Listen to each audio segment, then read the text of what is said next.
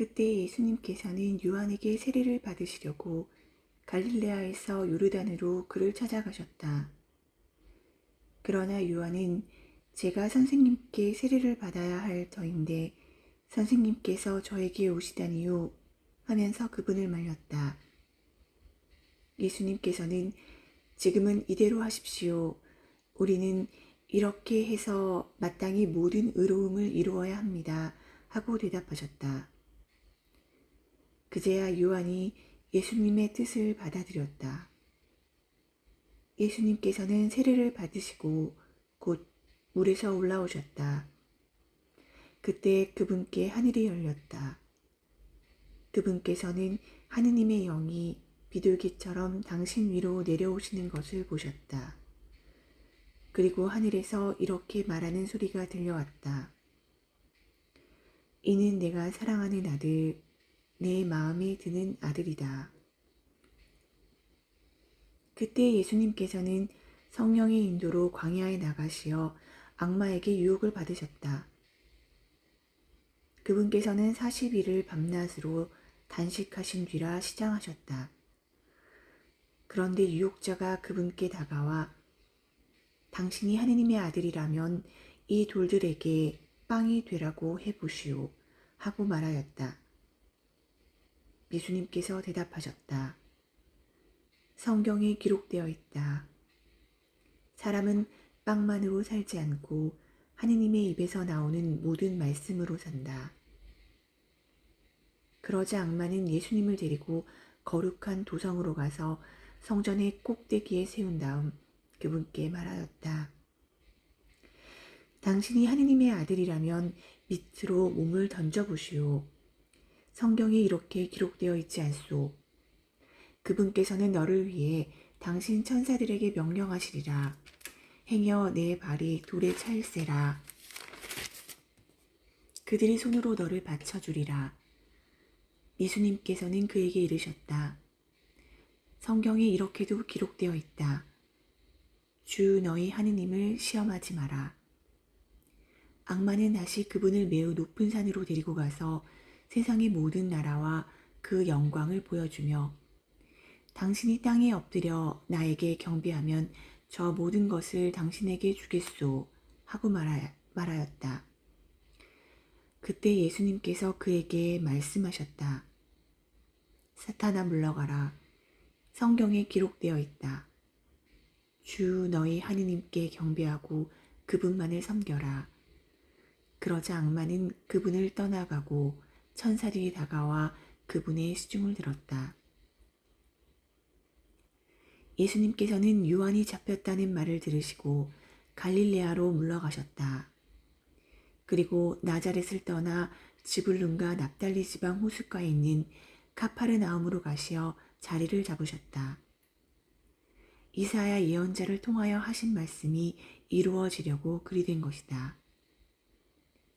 지불룬 땅과 납달리 땅, 바다로 가는 길, 요르단 건너편, 이민족들의 갈릴레아, 어둠 속에 앉아있는 백성이 큰 빛을 보았다. 죽음의 그림자가 드리운 고장에 앉아있는 이들에게 빛이 떠올랐다. 그때부터 예수님께서는 회개하여라, 하늘나라가 가까이 왔다 하고 선포하기 시작하셨다. 예수님께서는 갈릴레아 호숫가를 지나가시다가 두 형제, 곧 베드로라는 시몬과 그의 동생 안드레아가 호수에 어망을 던지는 것을 보셨다. 그들은 어부였다. 예수님께서 그들에게 이르셨다. 나를 따라오너라. 내가 너희를 사람 낚는 어부로 만들겠다. 그러자 그들은 곧바로 그물을 버리고 예수님을 따랐다.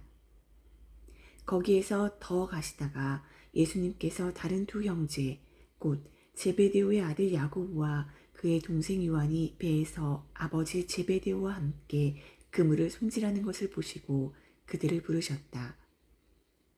그들은 곧바로 배와 아버지를 버려두고 그분을 따랐다.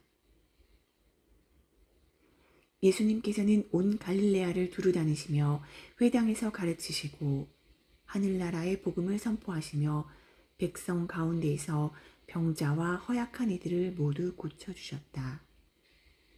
그분의 소문이 온 시리아에 퍼졌다.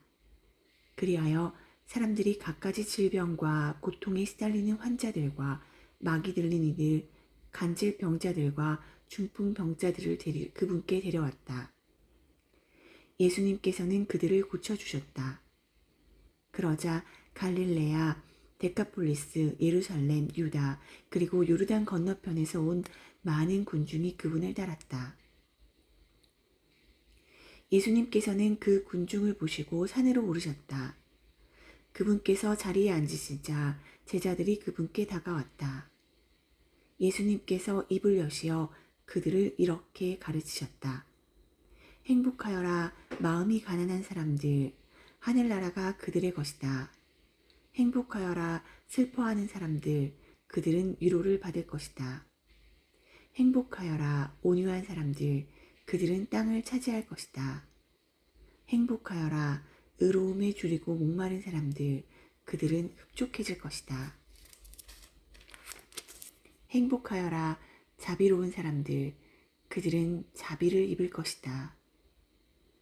행복하여라 마음이 깨끗한 사람들, 그들은 하느님을 볼 것이다. 행복하여라 평화를 이루는 사람들, 그들은 하느님의 자녀라 불릴 것이다. 행복하여라 의로움 때문에 박해를 받는 사람들, 하늘나라가 그들의 것이다.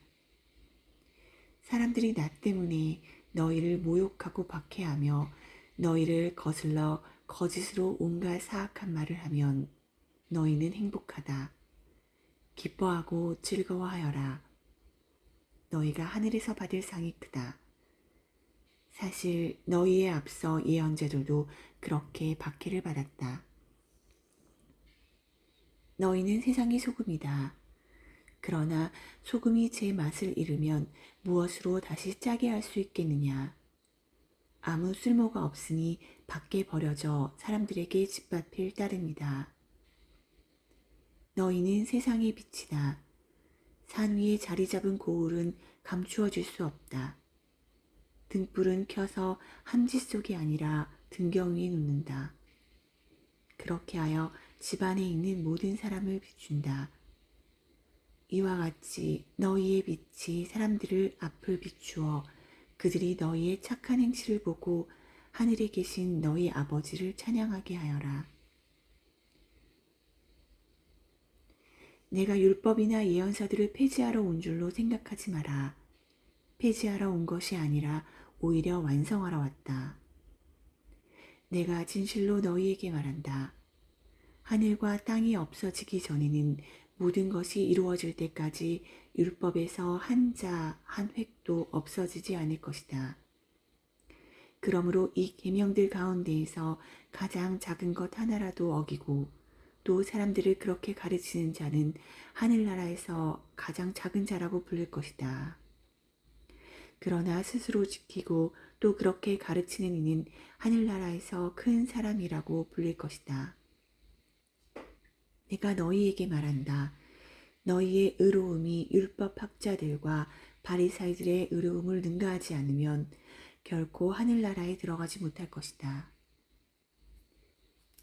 살인해서는 안 된다. 살인한 자는 재판에 넘겨진다고 옛 사람들에게 이르신 말씀을 너희는 들었다. 그러나 나는 너희에게 말한다. 자기 형제에게 성을 내는 자는 누구나 재판에 넘겨질 것이다.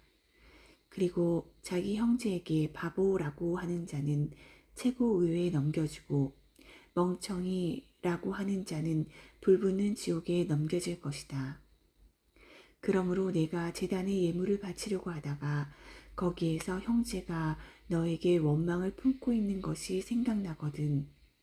예물을 거기 제단 앞에 놓아두고 물러가 먼저 그 형제와 화해하여라. 그런 다음에 돌아와서 예물을 바쳐라. 너를 고소한 자와 함께 법정으로 가는 도중에 얼른 타협하여라. 그렇지 않으면 고소한 자가 너를 재판관에게 넘기고 재판관은 너를 형리에게 넘겨 내가 감옥에 갇힐 것이다. 내가 진실로 너에게 말한다. 내가 마지막 한 입까지 갚기 전에는 결코 거기에서 나오지 못할 것이다.